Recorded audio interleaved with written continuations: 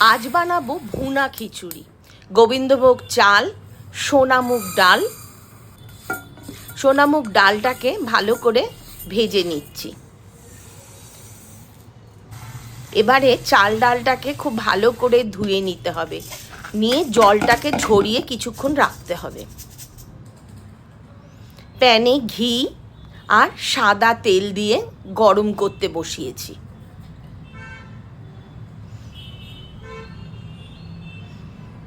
প্যানটা গরম হয়ে গেলে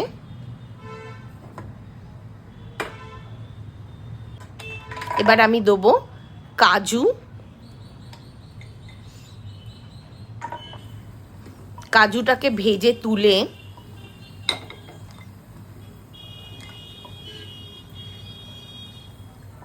এবার দিয়ে দেবো আমি কিশমিশ।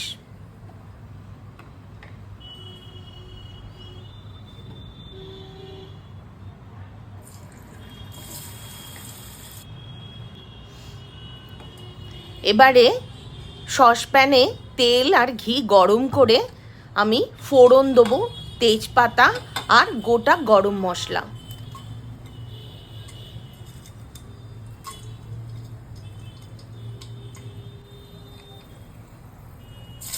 দিয়ে দিলাম 3 চামচ আদা বাটা,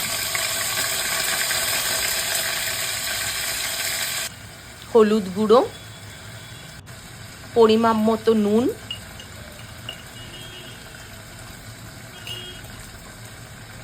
লঙ্কার গুঁড়ো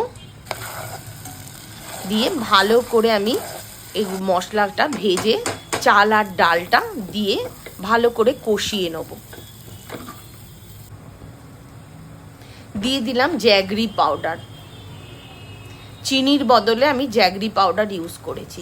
কাজু কিশমিশগুলো দিয়ে গরম জল দিলাম।